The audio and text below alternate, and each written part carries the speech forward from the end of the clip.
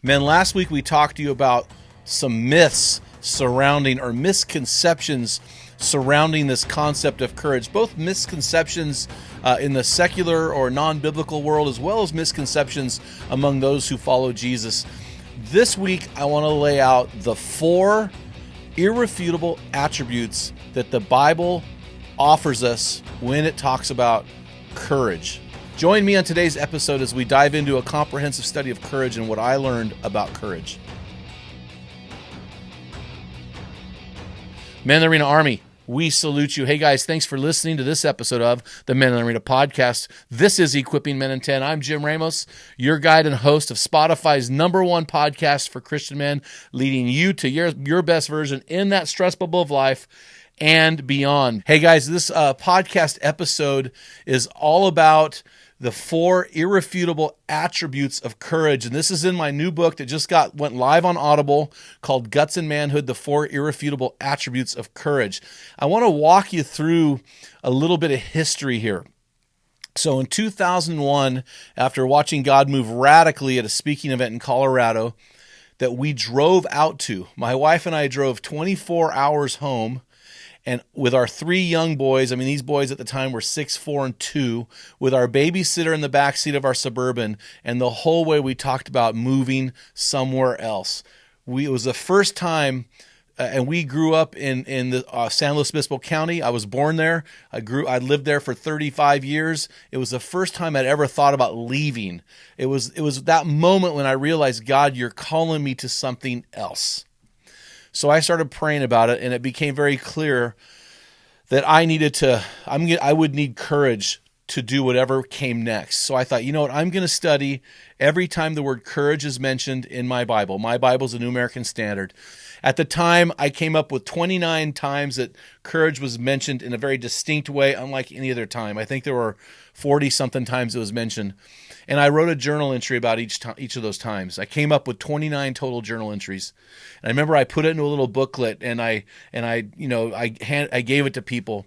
A couple months later, God called us to move. I packed up my family, young family, 2 dogs and a couple rats, and I moved everything I owned, my wife and I, everything we owned on a couple trailers, moved 900 miles to Oregon, and we've been here ever since. It was a massive move, and then I needed courage. And then in 2010, after another speaking event with men where God radically moved, I realized, wow, God, you might be calling me to a different type of ministry. And after reflecting on my life, I realized, God, He was calling me to men's ministry. And I knew that what He was asking me to do would be even more difficult than that move in 2003 all the way to Oregon. And so I broke out my study on courage again, and I began to study it again. I began to journal again, and I found new entries when I looked into the New International Version of the Bible. And this study gave me the courage to act out on what God was calling me to do. And we launched the Great Hunt for God, which you now know as Men in the Arena. Fast forward another 10 years, it's 2019, 2020, and I'm sitting down to write this book out just because I loved this study of courage, and I was going to put it into a short little book.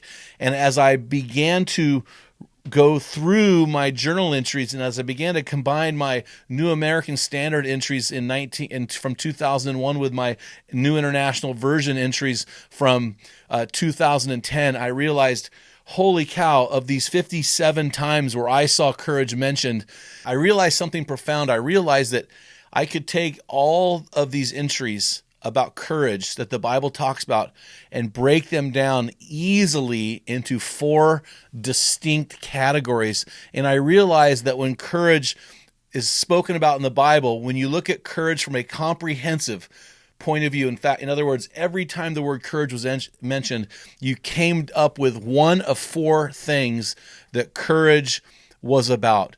In other words, courage has one of 4 attributes. And so in Scripture, I want to walk this with you guys. In Scripture, the first attribute of courage is this. As you look at Scripture, you realize that it often comes in the form of God calling men to action. It is a situation where a man who doesn't have courage, God is calling him to a place, or her to a place, where they're going to need courage. In fact, it's really interesting because the Bible talks about losing courage, finding courage, gathering courage, even melting courage in the face of adversity. I almost named this attribute courage in the face of opposition before I realized there was something much bigger. It is actually more than courage in the face of opposition. It is really courage as a call to action.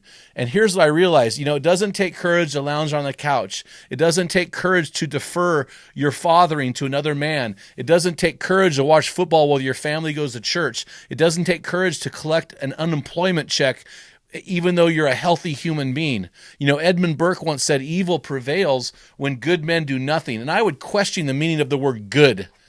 It sounds synonymous with cowardly to me. Is that really good? My friend Paul Coughlin, who wrote the book No More Christian Nice Guy, might change Burke's meaning to evil prevails when nice guys do nothing. The bottom line is this: courage is needless for those who sit back and do nothing. It is, however, required to work your rear end off for your family, to confront the evils of this world, and to fight for the souls of those you love. Courage is a requirement for those willing to act on their convictions and confront the bullies of this world. Courage in Scripture starts with a call to action. The second attribute of courage is really interesting to me. Of the four, this gave me the greatest epiphany. Courage is a personal choice. Remember from last week, it's not a spiritual gift.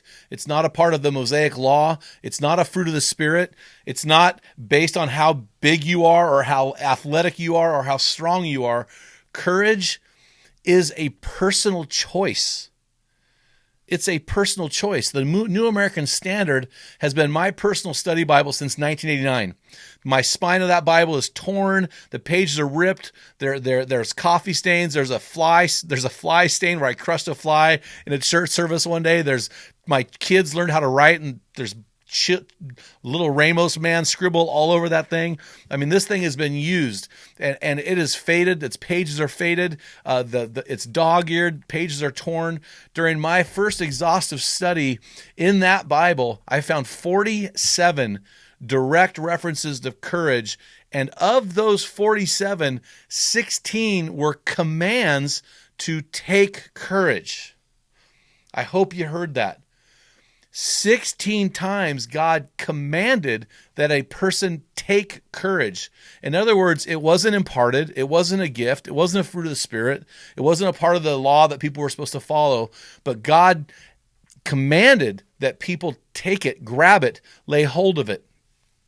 In other words, God was calling people to make a choice, and that choice was to choose courage. So courage is, remove the emotion from it. Courage is a choice. And I find myself so many times saying, what am I going to choose today? Am I going to choose to take today off? Am I going to choose to lounge on the couch? Am I going to choose to not work out because I know it's going to be hard and know it's going to hurt? And some days I fail and some days I succeed. But I realize that courage is a choice. It is a choice, which leads me to the third.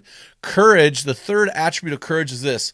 Courage is a sign of strength. When you look at the Bible, you see especially in the book of Joshua, you see God telling Joshua, be strong and courageous. And it's interesting when you look at courageous men. Men see courageous men as strong. Men see cowardly men as weak. And so this attribute, courage, is a sign of strength. I was working out with my wife a while back, and it was funny. We were at the local gym and we were doing bench press. And I'm a great bench presser. It's always been a strength of mine. And I remember I've got 225 on the bar, and I'm doing 12 times. I did 12 reps, and I kind of got up off the bench. And I gave my wife a smirk, and my wife said, "Nobody really cares." And she barely finished the sentence when these two guys came over. One was an active Marine recruiter. He said, "Bro, how'd you learn to bench like that?" And I just looked at my wife and smiled. We tend to think of strength as a physical thing, right? But really, it's not a physical thing. I mean, there's a physical component to strength, but when people think of strength, they think of something that's internal, something that's intangible. It's something that there's a valor, there's a gutsiness, there's a power in the life of somebody who responds when God calls them, who makes a decision to act. And this is what we're talking about. And I will tell you this, Men respect biblical courage more than they respect physical strength. It's really easy to spot a poser, but men will react and respond to men of courage. And courage is a sign of strength in the Bible. Courage is simply a means to the end. Men who are seen as strong are characterized as men of courage. There are two sides of the same coin. Where courage is lacking, there is weakness. Where a man is strongest is where he lives the most courageously. So those two work hand in hand. And it's really funny. I was impressed when I studied this in the New American Standard. Of the 47 times courage is mentioned in the Bible, of those 19 are directly linked to strength. So in the New American Standard, of the 47 times courage is mentioned, 19 are linked to strength. So they are the same, two sides of the same coin. A man of courage is a man who is seen as a man of strength, which leads me to my fourth point, my fourth attribute of courage. And this is really interesting because some of you may be thinking, hey, I know in the Bible it said this guy was a man of courage. And I remember reading this guy was a man of courage. And you're saying that we aren't men of courage. It's a choice. You're saying that's something else. Well, now listen. Courage is a character trait over time. You aren't born with courage. You aren't imparted with courage. Courage is not a part of your physical lineage, your psychological makeup. Courage is unique to each individual as he or she chooses it consistently over time. If you consistently choose courage over time, guess what? It becomes a character trait in your life, just like honesty, just like loyalty, just like work ethic, just like your walk with Jesus. I have a burning conviction that God has placed a deep desire inside of all of us to be courageous. It is the elephant living in the living room of a man's life. Do I have what it takes, he asks. Will I rise to the occasion when it comes? Benjamin Disraeli once said, success is for a man to be ready for his time when it comes. However, courage becomes a character trait only after a man or a person has a compounding effect in their life over time as they've chosen the path of courage day after day after day, and they've rejected cowardice or they've rejected apathy, and they've chosen to take the high road of courage. Cowardice is as cowardice does, just as courage is as courage does, and becomes the standard operating procedure after compounded choices over time. The male who defers fathering of his children to another man is still a boy, a male, and a coward, not because he chooses it today, but because he chose it every day leading up to today. It's only when he chooses to act with courage, compounded over time, that he starts the journey towards courage. Guys, I hope this helped you to understand the 4 attributes in courage and to help you move away from and reject the myths surrounding or misconceptions around courage. Courage is a call to action. Courage is a personal choice.